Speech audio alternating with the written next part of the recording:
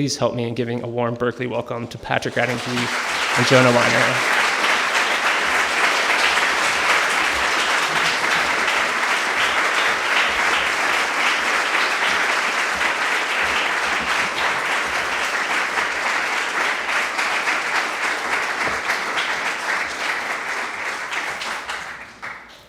Hello, hello. If I sit back, does the mic pick me up? Okay, great. How's everyone doing tonight?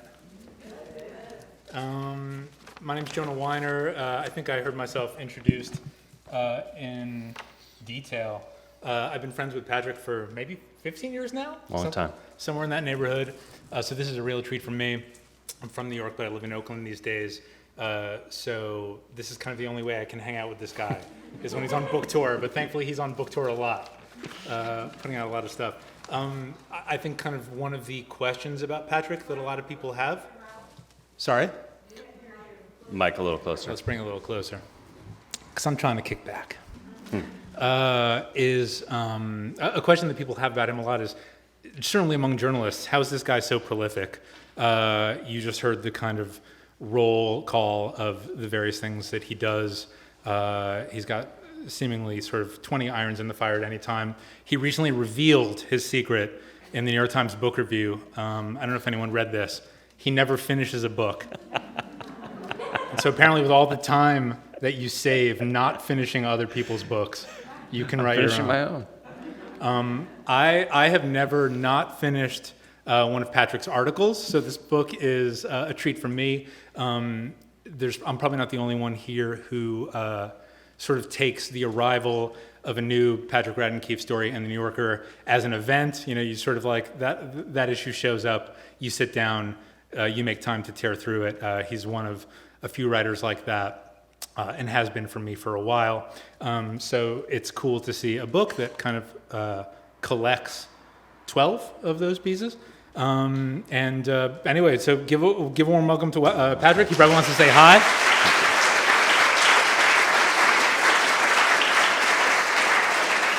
And I should say, before we get into it, it's a huge thrill to be here with Jonah, a dear old friend, a journalist who I hugely admire, somebody who writes really incredible profiles, and so I think this will be a fun, for us, a fun opportunity to talk shop. I hope for you, a fun opportunity to eavesdrop on old friends talking about this thing that we do. But I also wanted to thank all of you for being here this evening. It's when my last book came out, it was like high COVID, and I did the tour totally virtually, which was really depressing.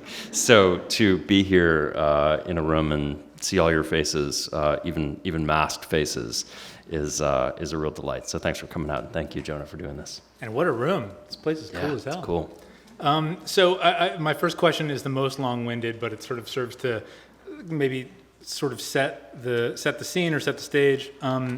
I was thinking about it as I was rereading through Rogues over the past few days, that what I really love about your articles and about this book by extension is that the book kind of operates on two levels. Which is to say, on one level, you've got these very precise, very lively, kind of gripping character studies of fascinating people at the center of these stories, some of them noble, most of them not, who quote unquote break the rules, to put it mildly. And so that's, for people who haven't read the book yet, and I probably assume that's most of you since you just got your copies tonight. That's Wine Counterfeiters. It's the sister of a Dutch mobster who testifies against him and has to go into hiding.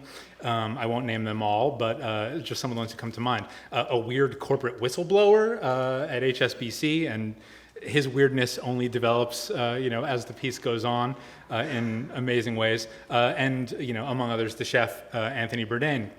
And there's a fantastic profile. I mean, really the definitive profile of Bourdain is Patrick's, and closes the book out. So that's one level, kind of these individuals. On the other level, what you do is map out these vast networks of power and influence that span the globe and that blur the distinction between the illicit and the licit, and systems and networks of power that work very hard to obscure their functioning because their smooth functioning depends on secrecy.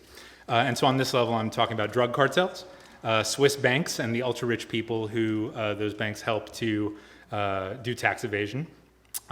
international arms dealers and the unsavory organizations they assist, including the CIA, among others, hedge funds that engage in billion-dollar insider trading schemes, and on and on. And so one of the big pleasures for me reading your work has always been how these two levels kind of intersect. And I'd love for you, starting off talking about this book, if you could talk about kind of operating as a journalist on these two scales, the scale of the individual and kind of the scale of sort of systems level, diagramming and exposing and storytelling, and how those two kind of feed into each other for you.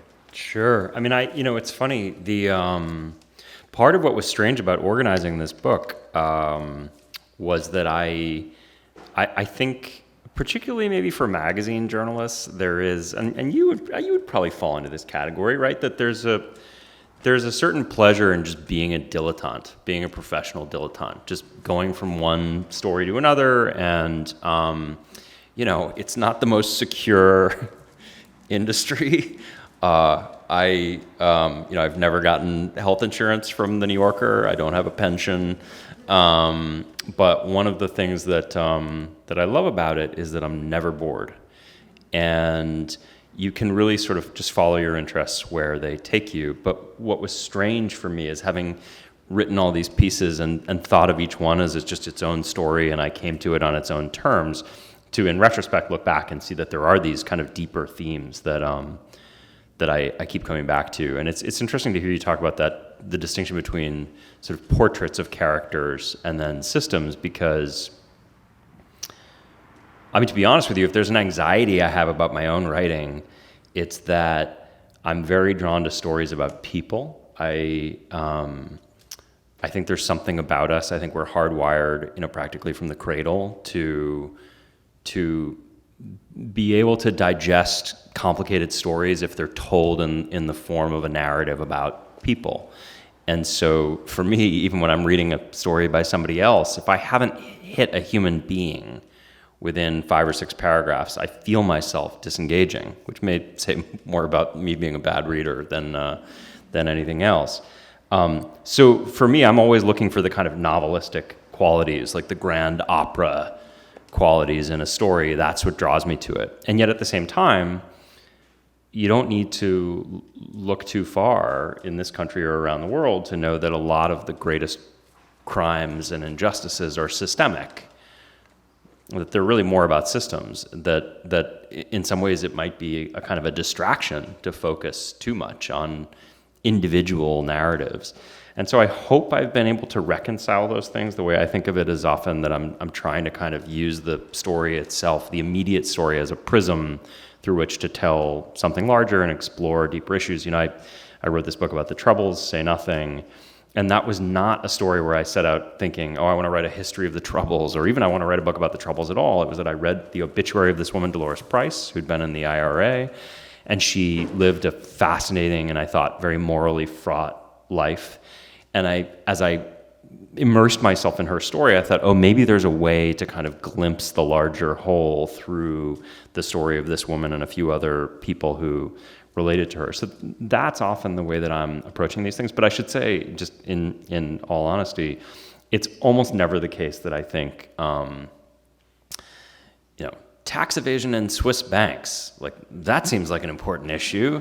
How would I go about delving into that? In that case, it was that I heard about this guy who was described as the Edward Snowden of Swiss banking, who had been at a Swiss bank and walked out with a huge amount of data about all the private clients who were hiding their money in Geneva and not paying taxes in their own countries. And then I met with him and he turned out to be a compulsive liar. And I thought, there's a story here. Well, and I almost wish you hadn't said the last part, only because one of the immense pleasures of reading a lot of Patrick's stories, and specifically that one. So I mean, if you haven't read this article in question, when you're kind of opening the book, and much like Patrick before writing that story, you say, okay, which one of these articles do I want to pop in on? Okay, the Wine Counterfeiter, that sounds fun.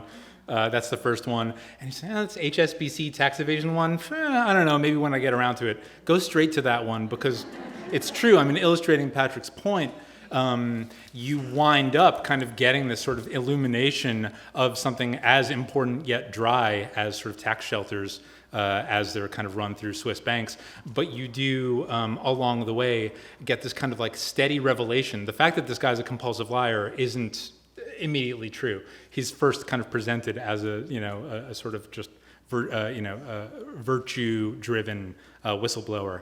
And yeah, I mean, I think that's... But that was what I expected. I mean, the funny backstory about that really? piece is that, so I had heard about this guy, this Edward Snowden of Swiss banking, and I got in touch with him. He was living with like bodyguards in France. He had fled Switzerland, and the Swiss government, which obviously cares a lot about Swiss bank secrecy, was furious and wanted the French to turn him over. And then just as the French were going to turn him over, he said, I happen to have all this data on all these wealthy French citizens who haven't been paying taxes. And this is at the beginning of the financial crisis. And so this is such a wonderful detail, but they were holding him in a prison, and the French suddenly kind of start reevaluating him as they realize he's got all this data. And so he knew that there'd been this like subtle change in his status when one morning as he was in his cell, the guards brought him coffee and croissants. But so I went and met with him, and everything about this meeting was strange. He proposed that we meet at this restaurant called Hippopotamus, which is, I think it maybe actually be like a mini chain, but it's not a hotspot. It's not a hotspot. It's and again, only in France. It's a steakhouse for kids. So it's for birthday parties and stuff, but it's amazing. So you see all these cherubic little French children, like all of them eating their tiny steak frite. And so we met there, and he didn't even order steak. He ordered like carrot cake or something. But anyway, we sat down, we talked for 4 hours, and 20 minutes in, I thought, oh my God, I've made a terrible mistake. This man is a compulsive liar.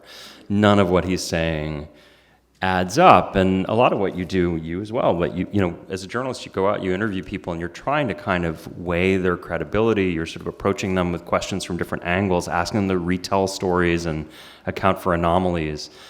And sometimes you just get a feeling in your gut, this person is a liar. And so I actually came home and said to my editor, we got to pull the plug. There's no story here. I can't build a story around an unreliable narrator. And we killed the piece. And it was about 9 months later, I thought, what if you built the story around an unreliable narrator? How fun would that be? To lean into his deceptions and just have a little fun with it. That's amazing, because that makes the piece. That winds up, I think in some ways it's more interesting than it. I'll put it to you this way. If he really was the Edward Snowden of banking, I might not have included the piece in the collection. I think it's more fun as it turned out. So that's a fun one. I think that guy, what's his name? Falciani. He's one example. Sort of, if we think about the kind of the title of this book, I was thinking that the rogue is that's a fascinating class of person to write about, because a rogue is someone who operates at a sort of oblique angle to the reality that most of us inhabit. And so there's a sense that they're kind of peering around the edges and seeing things that we aren't seeing. And I was reminded of this in Patrick's most recent story, which is not in this book. It was just published a week or so ago in the New Yorker about a CIA hacker named Joshua Schultz. He's charged with a major data leak. It's a wild story in its own right, but there's one little detail, as I was thinking about kind of rogues and this notion of looking at oblique angles and seeing things we don't, that jumped out at me in that story, which is while this guy is in prison, who is charged with a huge leak of CIA files, he figures out at the Metropolitan Correctional Center how to hotwire and charge his contraband cell phone using a light switch.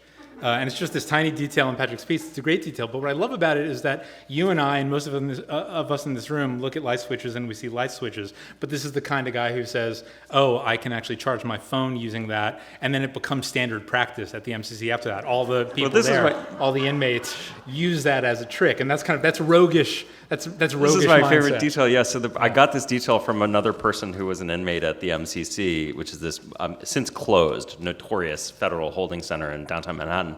But somebody who was there alongside Joshua Schulte, and he was saying to me, no, this guy's a genius. We all had contraband cell phones, so everybody had phones inside. But the challenge is how do you charge them? And he said he hotwired it. But my favorite thing is he said, after he did it, he said, that's how we all charge the phones that way now. Right. It was a real revolution in prison contraband cell phone technology. I mean, it's incredible. It's incredible. But that's sort of that's sort of one little example of the kind of character who recurs, or the kind of way of seeing the world that the characters in this book maybe have in common, and maybe that's why they're so interesting for you to write about, among other reasons. But I wonder if you could talk about that, this sort of notion that the rogue is kind of seeing the world in different ways than we are, but he's seeing forces that shape our existence. It's just that we're kind of walking around in a kind of civilian sort of, in a way, kind of blinkered mindset. And there are these people who you'll write these stories about who kind of are playing angles. I mean, I think in some ways it goes back to the thing you said earlier about the idea of the kind of the line between the licit and the illicit. That's always been something that's interested me. I wrote a lot about Mexican drug cartels. There's a story in the collection about Chapo Guzman and the Sinaloa cartel. And it always seems strange to me that when we talk about illegal drugs in this country and we talk about drugs coming in from Mexico and, God knows, building a wall and whatever else, there's this notion that you have these you have these crazy Mexicans who send all this, that we're hopeless in the face of the onslaught of these drugs that they keep pushing up. It's all about supply, and it has nothing to do with demand coming from us. And there's a wonderful quote from a former president of Mexico who said, "Poor Mexico, so far from God, so close to the United States." And if you think about it from the Mexican point of view, it's drugs moving north across the border, certainly. It's also American money moving south across the border and being laundered in big banks like HSBC and Wells Fargo. And all of the killing, right? All of the just epic bloodshed, which has really not touched this country in a meaningful way, but has been devastating for Mexico for the last couple of decades. It's all happening with American guns, which would be really hard to buy legally in Mexico, but are really easy to buy here and then to smuggle down across the border. So that's just one example where there's certain behaviors that I think, maybe particularly as Americans, in our peculiar national myopia, that we think, cocaine, heroin, coming from Mexico, bad. American drug consumers, not so bad. American money being paid to people on street corners, not a bad thing. American banks laundering that money, not so terrible. And American guns fueling the killing and ultimately also the corruption in Mexico. So it's those kinds of lines. And I wrote a book about the Sackler family because I was intrigued by the idea that when we think about those categories, we think billionaire pharma barons, good.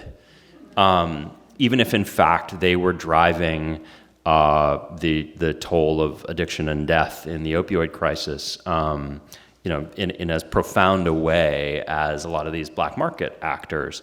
So you have that whole thicket of issues, and then I'm interested in these people who have, through sort of sheer force of will and charisma and creativity and personality and amorality a lot of the time, try and take advantage of those. I like the way you put it, where they're seeing an angle that we don't, or they're coming at it, or they sort of are arbitraging those ways in which certain things are illicit and okay, and other things are illicit and not. And I do keep coming back to those characters, these people who either bend the rules or break them, or there's a whole category of sort of white collar elite person, bad actor that I'm interested in, who I think of them as, it's like they get caught speeding and their solution is to lobby the legislature to raise the speed limit so that retroactively they weren't speeding at all. That's a kind of behavioral type that I'm really intrigued by, because I think it demonstrates some of the infirmities in our system of government and law and the way in which we think about these things. It's also the most recent season of Curb Your Enthusiasm, right? Where the guy falls in Larry's pool and he lobbies the local... Trying to get them to change it, yeah. To change the rules around putting a guard around your pool. So you and Larry David. I was going to say, that reference was not lost on me. You just mentioned that these people are often, two words just jumped out at me, kind of amoral and charismatic. I was thinking, this guy who you meet at the Hippopotamus, he is so sort of like unsavory and kind of so untrustworthy that you're actually you kind of recoil from him. But putting him to the side for a second, I was curious, sort of reading through these stories, you come into the kind of gravitational pull, in your line of work, of these very powerful, very charismatic liars, even if they aren't kind of as obviously telling lies as that guy. They can be very good liars, and many of whom I imagine are also kind of good seducers, good manipulators, and very, very dangerous sometimes. And so kind of when you are kind of immersing yourself in someone's world who is like that, how do you kind of steel yourself? How do you deal with the fear? Kind of how do you just sort of, and maybe you just have a very strong constitution, but being among people who are kind of better at lying than that guy and all these other things? Yeah, I mean, that's a hard one. I don't, I think I have a sort of natural skepticism about most things, which helps. I'm a glass half empty kind of guy. I think it would be fair to say. There's an old joke in journalism about the sort of advice from the grizzled editor to the cub reporter, which is if your mother tells you that she loves you, check it out. And so I think I have a little bit of that, and that helps, a certain cynicism, a certain kind of tendency to just be skeptical of most people. The thing that I worry about and kind of wrestle with as a writer is that I think that if you're telling those kinds of stories for narrative reasons, but also because it's just the truth, you want to try and capture some of that charisma on the page. You have this, and you profile a movie director or a musician. Part of what you want to try and convey on the page is the excitement of sitting with somebody who's a creative visionary and somebody who's hugely charismatic. And it's the same thing with some of the bad people that I write about. If you just sort of stood in judgment and didn't engage with that charisma and try and understand it and try and capture it, I think in a way you're doing a disservice to the reader, because it's going to be a mystery how this person could have gotten away with what they did if you don't try and kind of distill and convey some of the force of their personality. The challenge becomes, how do you do that in a way that that doesn't then sort of gloss over the terrible things that they do or romanticize what they do? So my book about the IRA, I thought about this on every page of that book, was that you had these people who joined the IRA and in the early 1970s, when they were young, when they were in their early 20s, did awful, awful things. And at the time, they thought it was the most romantic thing in the world. It was exciting, and there were incredibly charismatic people, and they had the zeal of true believers. And so the challenge for me in a book becomes, can I capture that romance without romanticizing it myself? Can I show you what it felt like to be there and experience it and get caught up, so that you can understand how a person in their early 20s might get to a point where they drive a car bomb into central London in a crowded area and walk away knowing that that bomb is going to explode? Can I do that in a way that isn't giving these people a pass or somehow buying into the romance myself? And I think I got it right in that book. In the end, I feel I wouldn't change a word, but that was after 4 years of really agonizing over precisely that question on a line-by-line basis. Like, how do you deal with that? And in a smaller way, I'm dealing with that a lot of the time. In the Chapo Guzman piece, he's a brilliant capitalist. He's a terrible man, but he also ran a multi-billion-dollar transnational drug conglomerate. He invented the border tunnel.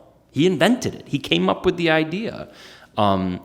in the wonderful, memorable phrase of one of the DEA agents who spent years going after him, if you'll pardon my language, because Chapo Guzman was sort of functionally illiterate, never really learned to read and write properly. And this guy said, "He's an illiterate son of a bitch, but he's a street smart motherfucker." And you want to get at that, but you need to. But for me, it was important to do it in a way that where you never get too far without me reminding you that he's also responsible for tens of thousands of lost lives. Right. Yeah. There's for people who haven't read Say Nothing, You're In for a Treat. That sequence with the car bomb left in the center of London, really, I mean, I remember it lasting like all of one page because I read it so fast. It might be 30 pages, but it really does play like a like a sequence out of a Michael Mann movie. I kind of wanted, maybe the next question I wanted to ask you was nuts and bolts.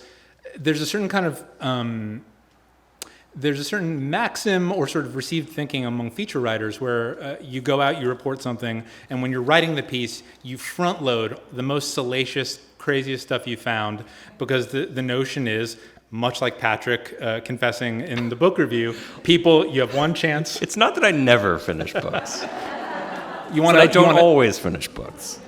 The thinking is you got to hook people, now more than ever, so many distractions. You want to hook people right away. And so you've got to throw all the fireworks, you've got to throw all your kind of repertorial ammunition at the start of a story. And one of certainly that car bombing doesn't start Say Nothing. It comes partway through.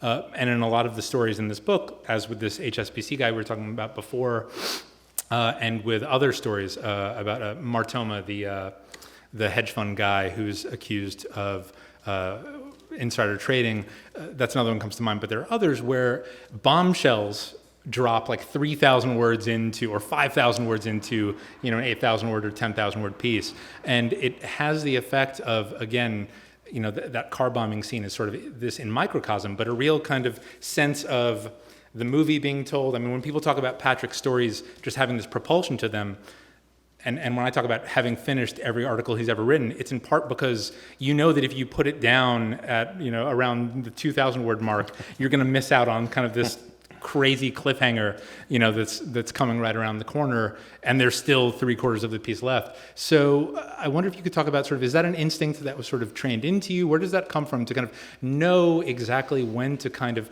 I don't know if you're kind of almost kind of writing a screenplay out, whether you're kind of, I'm not literally, but whether you're kind of structuring these things very rigorously beforehand, but how do you know when to kind of, I'm just going to give a little taste here of something interesting. Kind of, is it just come naturally? Is it instinctive? Just kind of keeping people along and saying, I've got this amazing thing. And whereas another writer would start the piece with this, I'm going to save it for, halfway in. Yeah. Okay. So there's two different answers to that. In terms of the why or where it comes from, a lot, and in a way, this goes back to the idea that I don't finish every book that I start. I feel like a lot of who I am as a writer is a consequence of thinking about who I am as a reader. And so whether I'm reading a newspaper article or a magazine article or a book, I'm very attuned to when I'm engaged and when I'm checking out, and the point at which, in all honesty, I'll get 75 pages into a book and say, life is too short, I'm going to put this down and never pick it up again, I'm going to start another one. And the thing that I find more thrilling than anything as a reader is when I feel like there's a kind of confidence and a control that the writer has, where they have the whole deck of cards and they've given a lot of thought to when they should deal out each card. And I don't mean to cast aspersions when I say, like, you have that feeling all too rarely, right? It's often the case that somebody tells you a story in this kind of slavishly chronological manner, or they will, the thing I hate more than anything is kind of, they'll give you the vivid introduction, right? They have they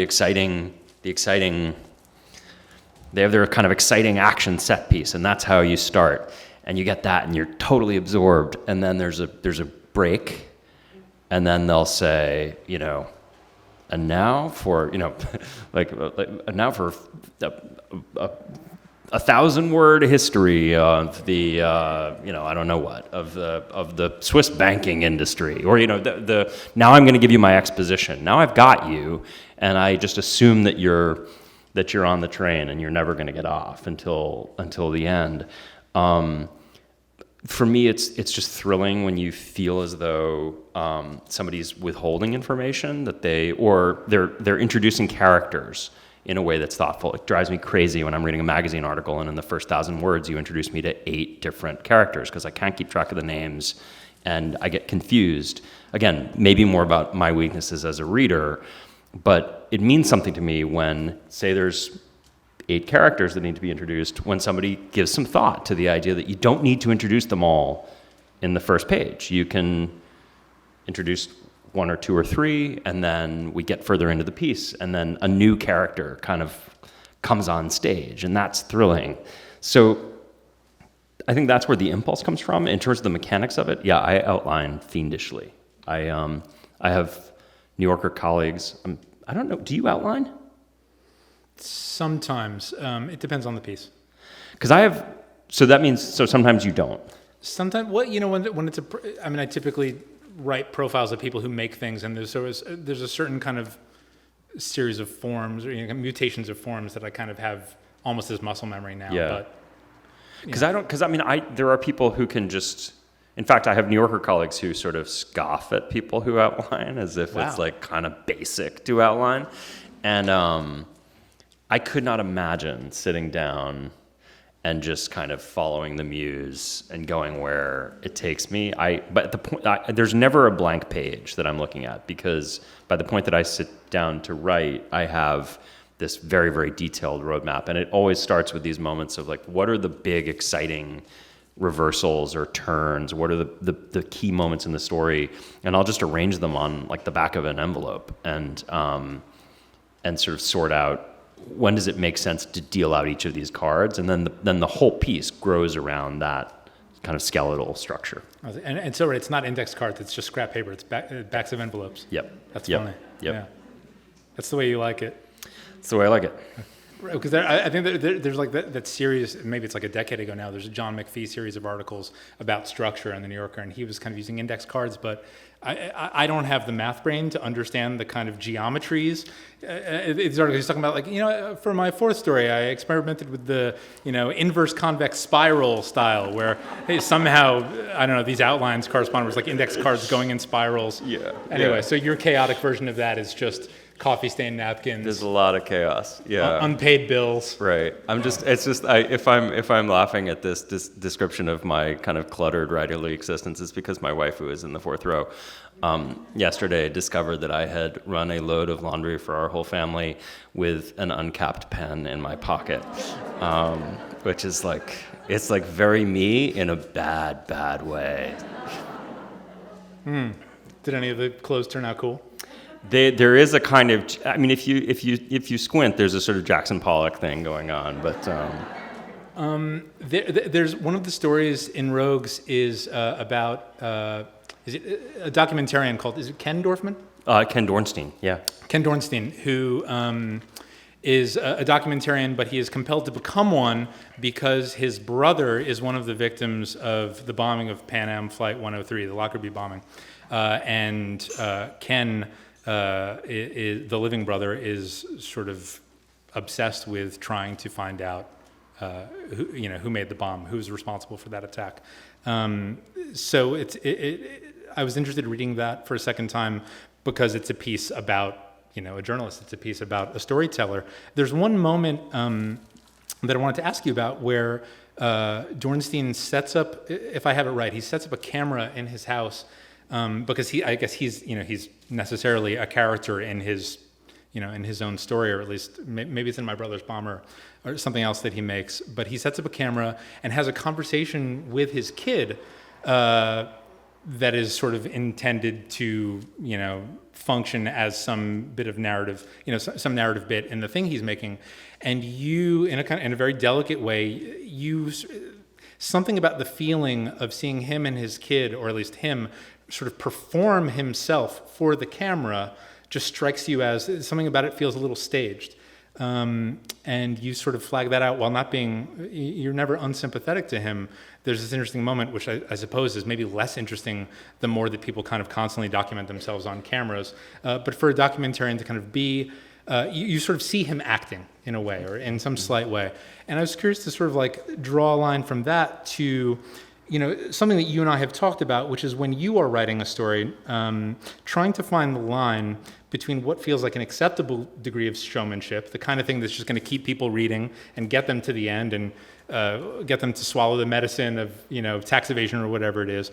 The line between that kind of showmanship and something that feels like excessive manipulation, that almost verges on a kind of dishonesty. And again, not to say that Dornstein is being dishonest in that moment, but there's something that smacks of artificiality there. And it's at cross purposes with the stories he's trying to tell, because it put you out of, put you kind of out of whack with the story that he was telling. So I was thinking about pieces that you write that often connect to real tragedies with real victims. There's a tension there between sort of telling a good story, real page turner, using all this sort of language that we use to describe thrillers, and telling real stories with real consequences, real stakes, real victims. You and I have talked about sort of, I don't think there's really an answer to this, but I want to raise the subject, finding that line between sort of acceptable showmanship and a kind of, curdling into dishonesty. Yeah, I mean, so it's a great question. I think about this all the time.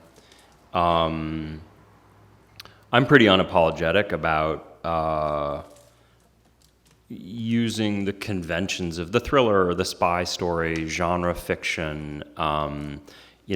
It's important to me that my articles are fact-checked, that if you look at my books, there's these dense sections of endnotes at the end that most readers are never going to look at. But if you wanted to kind of audit my work, I sort of show my work, right? You can, if I describe something in a certain way, you can look in the back of the book and see where I got it, how I did that reconstruction. It is, but you're right that these things are in tension, and I feel as though I think all the time about wanting to remind the reader of the victims, of the human costs, so that in a way, I mean, you could argue I'm kind of having my cake and eating it too, right? That I can describe a bombing in a way that I hope is vivid and exciting and propulsive, but I'm not going to airbrush out the people who are maimed by the bombing. Like you have to sort of see that as well. And I should say, like most of the time, in part because I think really carefully about this stuff, I feel good about where I come out, and I feel like I can sort of stand by the choices that I make. But there are stories that I won't do because I don't think I can carry them off. And a really good example here would be the Chapo Guzman story. For those of you who haven't read the piece, it's called The Hunt for El Chapo, and it is, I think, a fun read. I mean, it's you will move through it and hopefully laugh at times and be engaged in this kind of crazy chase through the sewers for Chapo Guzman. And after that piece came out, there was a possibility of maybe writing a book. And, well, there's a whole story I tell in the book, actually, about how Chapo Guzman's attorney approached me to see if I could ghostwrite Chapo Guzman's memoirs. And I politely declined. But not that kind of book. There was a notion that I would write a book about Chapo Guzman and the Sinaloa cartel, and I decided not to do it because I felt as though in that piece, in like a 10,000 word piece, I was able to maintain that tension where you could both kind of enjoy the comical aspect, the sort of opera buffa almost of all these narcos with their crazy nicknames, and Chapo Guzman being on the run but also needing to like get his supply of Viagra wherever he went, and yet also have the reminder that like all of this is driven by the drug war and prohibition and American demand and corruption and guns and awfulness. And I thought that in a book I couldn't, you know what I mean? It's like there was a short 10,000 word tightrope I had to walk, and I think I pulled it off. but at 100,000 words, I couldn't do it. And I think my worry was, in part because in the outside world, Chapo Guzman had become a meme. There were like kids with Chapo T-shirts, and there was a sort of flattening. He'd been kind of turned into like a cultural commodity, and I worried that if I were to write a book, it would kind of, it would become party to that in a way that would be ethically a little uncomfortable. Yeah, right. There's a story that you've told me and others before that I'll tell part of, and then I'm going to hand you the mic for the punchline. But it was either when you were reporting the article that became Say Nothing about the Troubles, or when you were reporting Say Nothing, you were trying to get an interview with Jerry Adams, head of the political wing of the IRA, and it wasn't happening. And you were talking to some source, and they said, an Irish source, and they said to you, even if you get him, he's not going to give you anything. And you say, well, not so fast. I'm Patrick Radden Keefe. I don't know if you've heard about me. I'm paraphrasing now, but I've got skills. Put me in a room with him. Let's see what I could get. And I can't do the accent. What did he tell you? I'm not going to do the accent either. No, what he told me was that Adams had he said, the thing about Jerry is he's had what we call counter-interrogation training.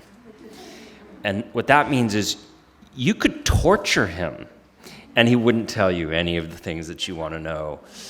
But if you want to go in there with your wee notebook. We notebook. I just wanted him to say wee notebook. We notebook is like it's become a punchline in my house. So hearing that story and thinking about that story actually made me want to ask you about interrogation techniques, and not the enhanced kind, just the old-fashioned kind.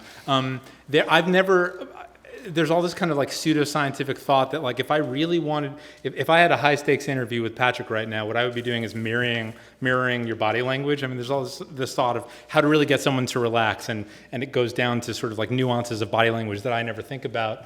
I wonder if, and you don't need to even use these, but have you just sort of heard of or over time used, whether it's something like body language or a certain kind of, because I just go into an interview and I'm on a very intuitive sort of like if I was going to a party, I'm trying to put people at ease the way that one tries to put people at ease, demonstrate my seriousness in the person that I'm interviewing, and just sort of hope on the force of that, putting them at ease and sort of demonstration of interest, they will just sort of give me, an interview in good faith. But I'm not interviewing people with things to hide the way that you are. And so are there things, truly, and it could be something as goofy on its face as mirroring body language, but I'm curious about sort of just techniques for eliciting, productive interviews.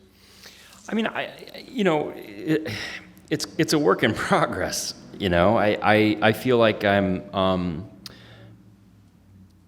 the thing that I love about the job is that you go out and you meet all kinds of different people, and sometimes I'm interviewing billionaires or political officials, very powerful people. Other times I'm interviewing, undocumented migrants, people really kind of living on the fringe with no safety net whatsoever, people who are victims, people who've been persecuted, everybody in between. And I've always felt that it's important to kind of meet people where they are and try and find some idiom in which you can get them to be comfortable and tell you their stories. And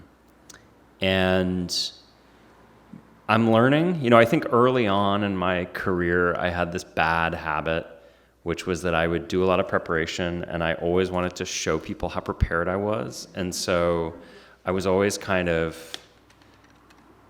of like, oh, well, of course I know about such and such. And, I would kind of name drop. I would sort of try to show that I had the lingo. And what I found was that when you do that, people will figure, oh, you have the lingo, and they'll start talking to you in shorthand, and then they don't give you any quotes that, like, my reader hasn't done all that preparation, right? So it actually took a certain amount of confidence for me to just act dumb and to pretend that I don't know things that I do. There's a wonderful line I always think about in the movie Margin Call, the challenge in the movie Margin Call was like, how do you describe these sort of quite complex financial shenanigans in a way that people watching a Hollywood movie will understand? And Jeremy Irons has this great small role in that, but at some point, people have to explain to him what's gone wrong at Lehman Brothers. And he says, "Explain it to me as you would to a 10-year-old or a golden retriever." And I often will say some version of that, right? But I'm learning. I mean, I did this podcast, Wind of Change, and it was funny. I had an experience with my producers on that where, like you, I'm trying to make people feel comfortable. Silence, I think, often makes people feel uncomfortable. And so my tendency at a party or in an interview, in any situation, if there's I'm a somewhat verbose guy, you may be shocked to learn, is to fill the silence, is to like rush into a silence. And when I was doing my podcast, my producers were so frustrated with me because in audio, silence is gold. It's like the gaps in Sappho's fragments. It's like what you want is the silence. And so I would be there rushing into it and I'd be like, no, like let it play out, you know. And what I found was that I would be silent, and the discomfort, you can hear it in the silence. But then often the person I was interviewing would rush in to fill the silence. They would elaborate. And so that was something I learned when I was doing interviews in audio for the first time. But then what I started doing is incorporating that into my print interviews. And I found that a lot of the time if somebody answers I ask a question, you give an answer. And then you finish your answer. And I just sit here. Oh my God. Right? Yeah. And you will often then feel like, oh God, well maybe I should say more. Like maybe I didn't explain it adequately. I love this. I mean, I remember very early on, this principle was explained to me via sort of Howard Stern.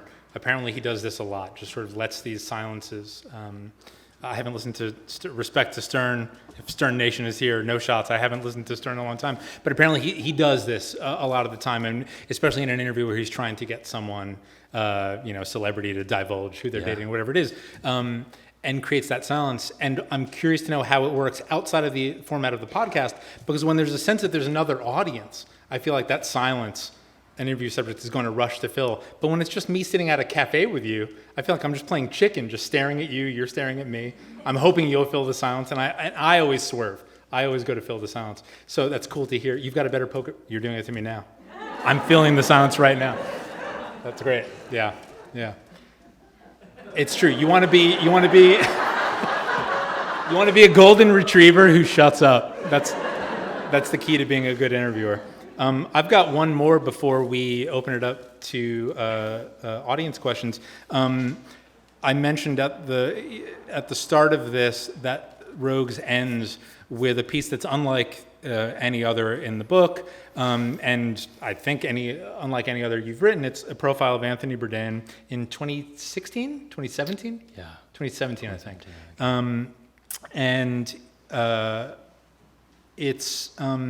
It's rare for you in a few ways. One of them, first of all, let me just say, I said at the beginning, it's one of the all-time great New Yorker profiles, period. I'm in revisions on a profile that I'm writing now, and there's a certain point when you've kind of looked at a draft that you're working on, so many times you stop being able to see it, and it's been so useful to have this Bourdain profile in Patrick's book at the ready, because I've just been reading chunks of it just to have kind of the rhythms and just sort of the pacing and the scale of it just kind of in my head to just remind me what a nice profile sounds like, just like on that level as I'm working through my revisions. So, which is to say, read this piece, it's great. But one of the ways that it's uncommon for you is that you are writing about someone who you clearly admire, who hasn't done bad things, certainly not at a scale that rises to anything like, Chapo Guzman or, even a fraction of that. In the piece, it's clear the two of you liked each other. You spent a lot of time together. He spent a lot of time confiding in you. And you shared a dangerous life-risking scooter ride through Hanoi together, where you held on to Anthony and he gave you his helmet. It's a little romantic. Or there's a bromance in the piece. I'm curious, as someone who is often writing about people who are accused of heinous things, not the case with that profile. What did you like about doing that kind of story and having that sort of relationship with the subject? And did it also present challenges that you weren't kind of ready for, with your Jerry Adams style training? Yeah, boy, it was very different. I mean, that's the context for that story. It's funny, I had done a piece on two pieces that are in this collection. I'd done a piece that became Say Nothing about like exhuming the bodies of people who'd been disappeared during the Troubles. And then a piece about the Lockerbie bombing, and then a piece about a death penalty lawyer who was trying the Boston Marathon bombing trial.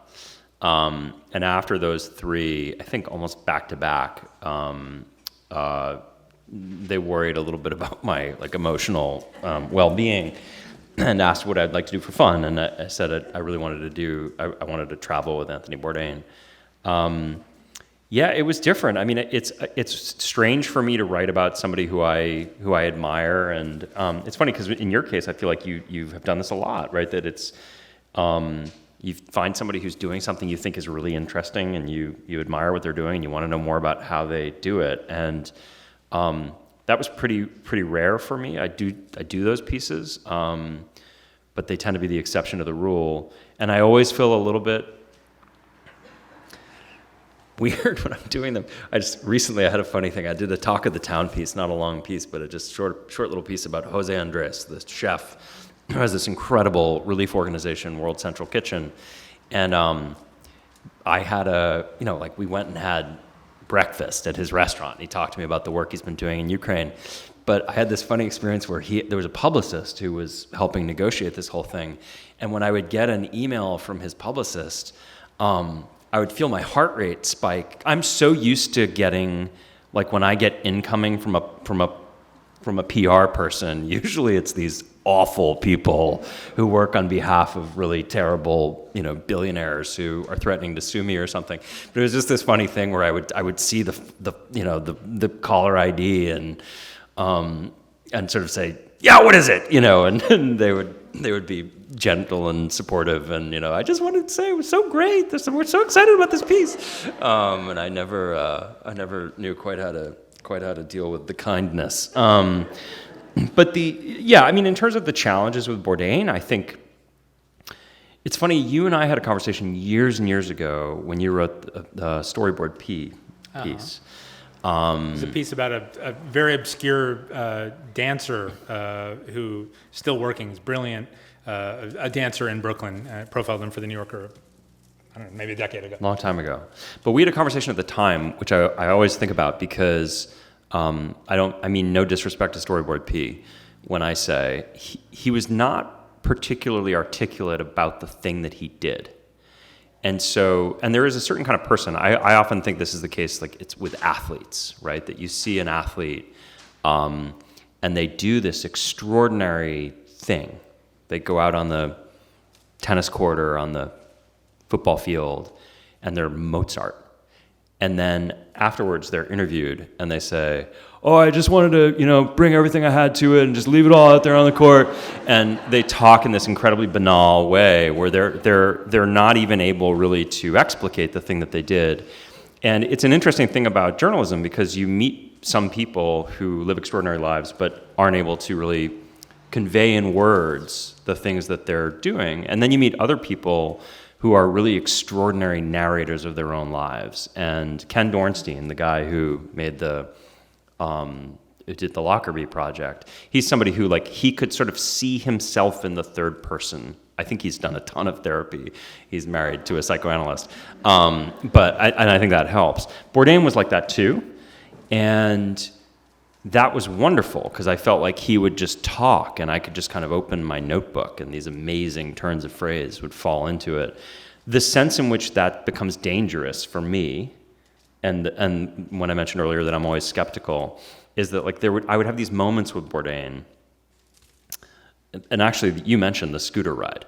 So one night we're in Hanoi, he's finished a shoot at a restaurant, and he comes over to me and he says, hey, you want to go for a ride? And I say, yes.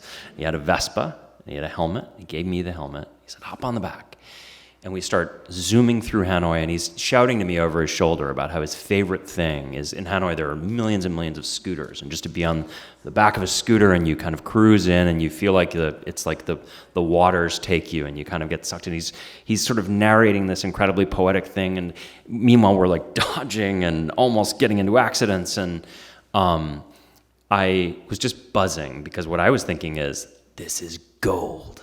Like, this is a scene. We're going to bring this in at the end of the piece. And I'm clutching Bourdain by the wrist. And I remember getting back to the hotel and lying down and thinking, I'm an amazing journalist. It's incredible what I did there. Like, I snookered him into giving me this incredible scene. And then just as I was falling asleep, I thought, no. This guy's been profiled 1,000 times. He's a writer himself. He's a naturally very generous guy. He gave me the scene. Like, I thought I snookered him, but he snookered me. And there were a few of those moments along the way where I thought I was in control, and suddenly it's like you rack focus and you realize, no, he's the one who's actually telling the story here, which I think is a little risky in a situation where that's more adversarial. Right. But in that one, I made peace with it. Yeah. And the piece turned out great. Okay, so I've got, I'm going to be, the ventriloquist dummy for some people who have written some questions out. This is a sort of a, I don't know, I like this. It's kind of like almost a dating game style question. If you were a rogue, what would your vice be? So this, and look, we can turn off the camera. I see it's being recorded. If you really want to get real, this part doesn't need to go on YouTube. It'll just be a few hundred friends. Oh, goodness. I mean, what's your dark side? What's your immoral proclivity? Well, most of my proclivities involve food and wine. And there is a story about wine, though it's about counterfeit wine in the book. Yeah, I don't know. I mean, I'm not. It's funny. I have no real sense of the kind of the romance of criminality. I'll put it that way. I don't think there's a. It's funny because my wife is she's an expert on sanctions and financial crime. And I am sometimes suggesting to her that if she were to go into business, like as a consultant to the bad guys, it might be, she has these tremendous expertise that might be more lucratively employed. But no, I don't know. I don't know what they would be. I'd have some kind of scheme involving like ice cream, or Italian food, tacos. He's going to be a taco rogue, okay? He's going to be exactly. A taco rogue. I'll set up this next audience member's question by saying that you and I and some friends in the audience are big fans of David Fincher's Zodiac, which very famously ends without the Zodiac being conclusively identified.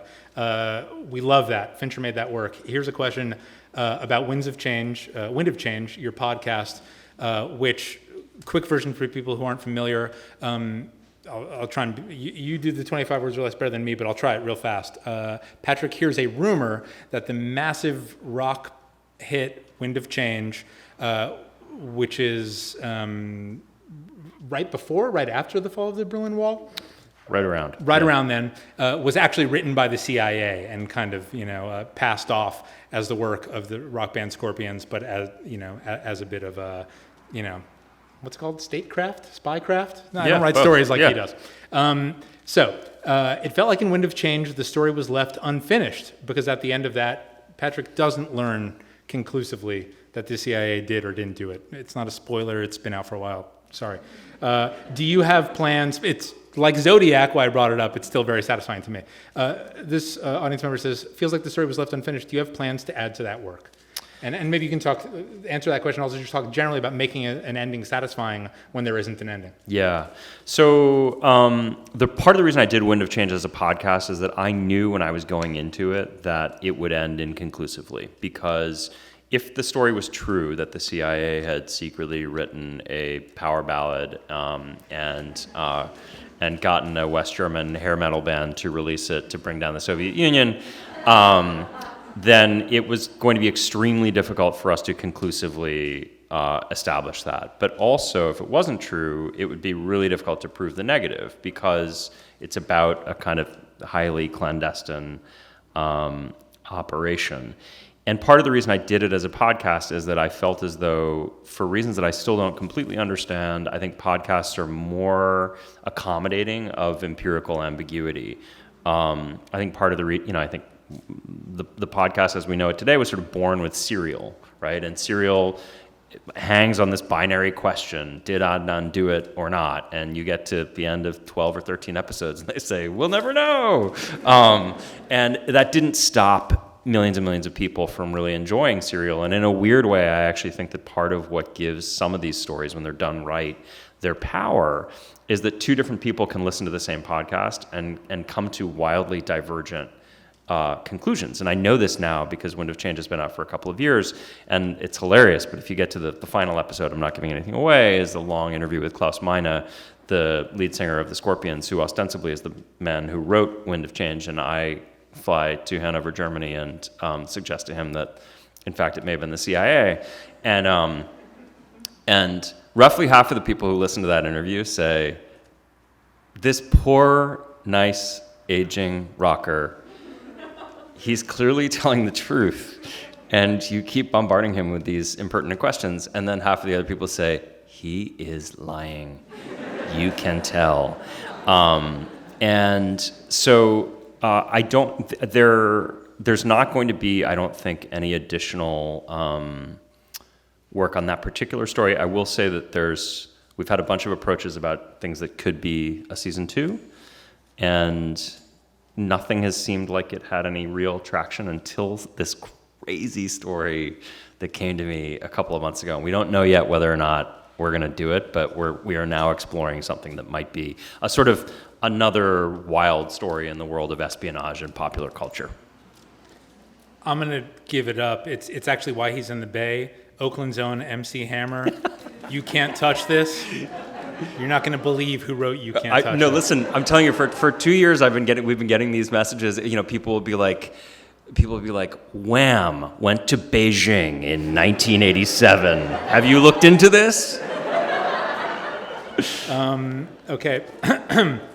This next person asks, so maybe this is a lawyer. Patrick went to law school. Did you finish? I'm not sure, but this person invoking your background, your sort of studies as a lawyer. Why did you not become one, and do you use your law degree?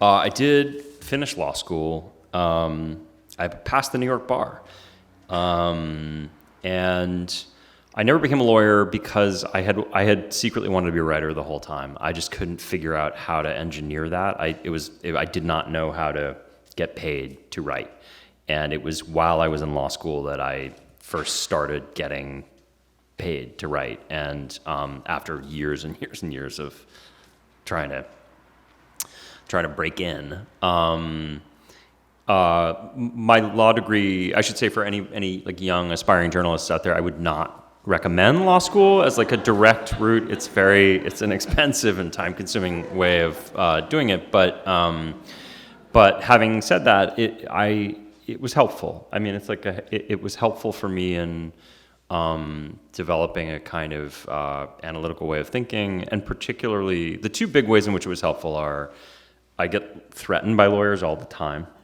and it allows me to kind of keep it in perspective. Like when for 2 years I had this very intense epistolary relationship with a lawyer that the Sacklers hired, and he would send me these letters, and I could understand what was happening there. That I could understand that his arguments had no merit, that they probably weren't really going to sue me, and that often I felt as though the real audience for these verbose letters he would send me was not me, but his clients.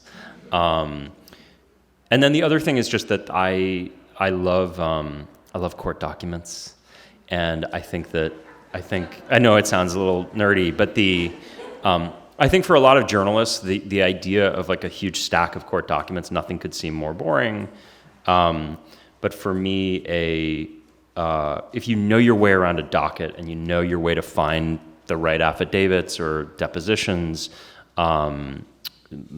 testimony, exhibits, I think I've sort of figured out over the years how if you can navigate those documents, how to find real gold threads. Well, and that makes sense, actually, going back to the golden retriever and shutting up. I mean, it's the ideal. That person is compelled to talk in that circumstance, and you've got a record of it. Well, so, I mean, to take a recent example, this piece that I just published in The New Yorker a few weeks ago is this wild story about this CIA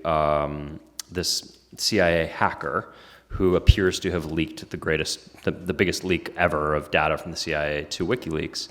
And I learned that just prior to the pandemic, there was a trial in New York that nobody in the press really covered, at which the federal government tried to nail this guy for having leaked it, and that in a totally unprecedented situation, 12 CIA officers testified against him, and nobody at the CIA talked to me. So the piece, I think, reads like you're in the room at the CIA, and you get to know all these different characters.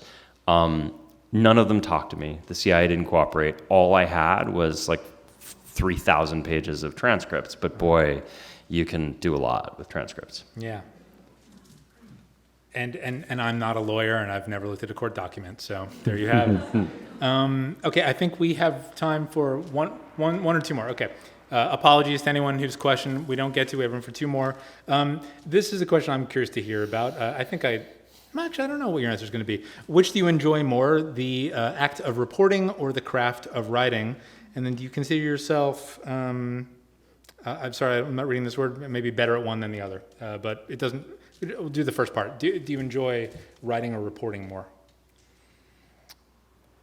I don't know. I mean, reporting is terrible most of the time. It's people hanging up on you and not finding what you want to find, and it's very humiliating. Like, I think you need to have either like a very refined embrace of your own self-loathing or a kind of a sense of do you know what I mean? It's like the whole thing is just, most of it, 90% of it is just people kind of shutting doors in your face. It's like sales.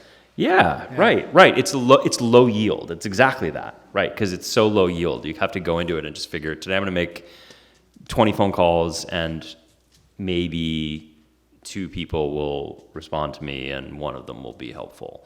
But at the same time, when you get those breakthroughs, there's nothing like it. Like when you discover the thing that had been eluding you, it's the most thrilling thing ever. And then the writing, I tend to write very fast at the end. So the writing is kind of its own thing, but it's actually a pretty small part of the process for me. Oh, that's interesting. Yes, it's funny because I've heard, I don't feel this way, but I've heard other writers interviewed who said that they could report a story for years and years and years. That's the kind of fun part for them. And in part, I think that's just because, in essence, there's almost like an infinite thread at a certain point that you could keep pulling on, and they kind of defer. Maybe it's a procrastinatory impulse or something. They defer the act of writing. But yeah. But so for me, though, I hadn't thought about the demoralization of just those doors getting slammed. Yeah, but I also think that those things are very much intention. So it's a big thing for me that I love reporting, and these stories just proliferate. But the whole game for me is distillation. It's like this was particularly true in the Troubles book, but I had to keep reminding myself, because it's this vast canvas, right? And in Northern Ireland, it's a small place, but everybody knows everybody. And there's this weird thing where if you ask somebody about something that happened last week, they'll say, well, if you want to understand that, we really have to go back to 1972. But the thing is, you can't really understand 1972 unless we go back to 1916. And the truth is, you know what? Let's go back 1,000 years, and we'll start there. And all of those stories are interesting, but they, in my experience, they can kind of lard up a narrative. They make it very tough to tell a story that a reader who's not au fait with all this is going to follow you through. Yeah. So that to me is the challenge, is that I love the idea of the research just proliferating, but at a certain point I have to impose these kind of left-right parameters and say, what's the story I'm telling here? Because at a certain point it just becomes sort of a bit indulgent, right, to just endlessly report. Right. Okay, so the last question from someone out there, one of extreme economy, so you know that I didn't write it. What's next? I have no idea. I am... Is there a kind of piece you'd love to do? You want to do another Bourdain Well, you and I have talked about this. I would love to... I have one of my white whales is I've always wanted to write a profile of the director, Steven Soderbergh, but he doesn't particularly want to be profiled. And I often will do what we call a write-around profile. I'll write about somebody, even if they won't cooperate. But with him, I think I'd rather wait until the day when he sees the light and comes around.